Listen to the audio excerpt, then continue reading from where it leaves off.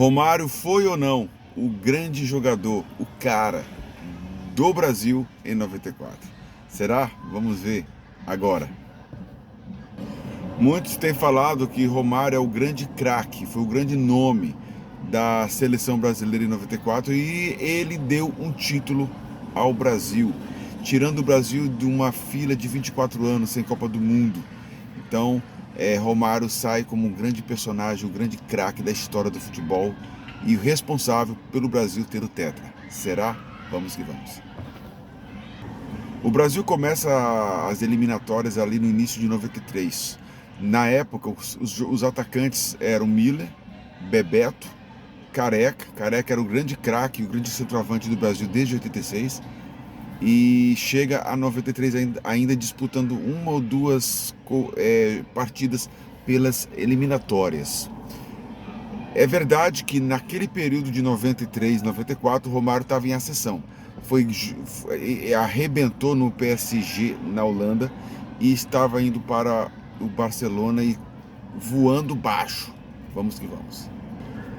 No decorrer das eliminatórias, o Brasil começa jogando mal, mas depois começa a se melhorar. E vamos para a última partida das eliminatórias contra o Uruguai.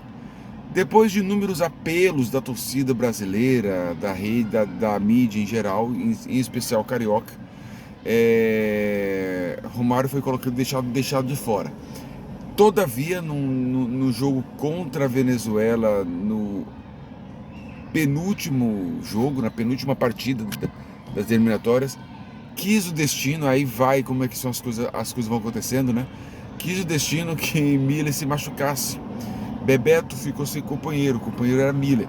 Quem eram os outros atacantes? Evair e The Flash. Lembra dele? Valdeir, o The Flash? Mas, com o Miller machucado, Parreira convoca Romário para a partida contra o Uruguai. Romário chega com tudo, arrebentando. Ele chega direto para ser titular, ele não vai nem para o banco de reserva. E aqui vamos que vamos. Para se classificar, o Brasil precisava de um empate. O Uruguai precisava de uma vitória. Então é importante que você separe o seu coração, a paixão da razão. Romário levou o Brasil para a Copa. Um momento. O Brasil entra para a última partida no Maracanã contra o Uruguai. A citação era: empate, Brasil classificado. Derrota, Brasil desclassificado. Ou seja, o Brasil já entrou no jogo classificado, só precisava manter o placar. Acontece que como é que está os bastidores da seleção? A torcida carioca, o Maracanã, a torcida carioca, em especial do Vasco, também a do Flamengo, todos queriam Romário na titularidade. Então ele já chega com esse apoio moral. Tem entrevista de Romário que ele assume isso. Ele já chegou ovacionado. Beleza? Ele não precisou conquistar a torcida, já estava conquistada. Pelo que ele apresentava no Barcelona e por ele ser filho do Rio de Janeiro. Realmente o Brasil ganha 2-0, 2 gols do Romário. Poderia ter feito mais, ele perdeu 2, 3 gols assim aberto, mas ele fez 2 gols, poderia ter feito mais, beleza? Mas ele fez só 2 gols, só porque ele teve muitas oportunidades. Ainda mais quando o Brasil fez 1-0, fez 2-0, o Uruguai teve que partir para cima e ele perdeu a oportunidade de fazer 3-4, Romário. E o Brasil ganha. Se não fosse o Romário, não. 2-0 Uruguai. 2-0, 2 Brasil, 0 Uruguai. Se o Brasil não faz 2, estaria 0-0. O Brasil já estaria classificado. Ponto. Do intervalo do Uruguai para o início da Copa, o Brasil fez alguns amistosos. E sim, Romário falou que se não fosse ele, o Brasil não seria... Se o Brasil não for campeão, a culpa é dele. Aqui também é uma estratégia de marketing. Ele sabia que poderia ser herói ou vilão. Vilão era condição normal. Careca, Miller, não conseguiram trazer o título. Zico, o grande nome da década de 80 do Brasil, não conseguiu. Então assim, ser mais um Zico, mas aí a jogada de marketing. se não for campeão, a culpa é minha. Então, assim, foi uma estratégia muito marqueteira e de personalidade também, porque ele trouxe a personalidade para ele. Só que agora vem um outro capítulo. Na seleção de 90, o Brasil foi humilhado lá, né? Foi pela Argentina.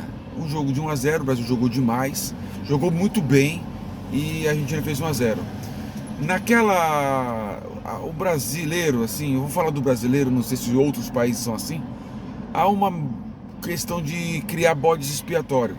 E o bode expiatório foi Dunga. A seleção de 90, que fracassou nas oitavas, foi colocado todo o peso de uma nação nas contas de Dunga, chamando a era Dunga. Observe como isso é pesado. Então Dunga teve que lidar com toda a emoção midiática da torcida brasileira, de uma nação, de um país inteiro, como vilão, como culpado. Dunga, ele volta para a seleção já ali em 92, 93, no banco de reserva, como se fosse um purgatório, né? Lembra disso? Ele entrou contra a Venezuela, porque o meio de campo do Brasil estava muito sem criatividade. O Raí, que era para ser estrela, não era. Dunga começou no banco de reserva, e quando ele pega a titularidade, ele não sai mais. Agora eu vou falar de Dunga, um jogador muito subestimado, que foi um dos grandes volantes da história do futebol brasileiro. Dunga, ele jogava pesado, jogava sujo às vezes, carrinho. Então, assim, esse lado carregador de piano, esse jogo sujo, é o que virou o marketing dele, como se todo o futebol do Dunga se resumisse à marcação dividida, chutar pro lado que o nariz está virado, sem técnica. E pelo contrário, gente, Dunga foi um jogador muito técnico, um jogador que sabia inverter a bola de um lado para outro. Aquele lançamento de 3 dedos que ele tinha, só ele tinha esse perfil. Batia muito bem fora da área. Foi um grande jogador no Inter, no Corinthians, no Vasco, no Santos e na Itália. Dunga foi um grande jogador, penalizado por conta da mídia, que o colocou como a era Dunga. A mídia crucificou ele, mas ele lidou com isso, pegou a titularidade contra a Venezuela e não largou mais. O capitão era Raí, e até nisso ele conseguiu. A liderança dele no campo era maior do que do Raí, até o momento que ele se torna capitão da seleção. A Copa do Mundo começa, o jogo contra a Rússia, Camarões e Suécia. E sim, o Romário era um cara muito era um finalizador de primeira, nato. Fez 5 gols durante a Copa, mas ele não esteve sozinho. Ele fez 5, Stoichkov fez 5 e Barrichello fez 5. Barrichello, ó. De onde tirei Barrichello, gente? Roberto Baggio, né? Roberto Baggio. No ano da morte do Senna, né? Aí sobre o Barrichello, não sei o que eu troquei aqui.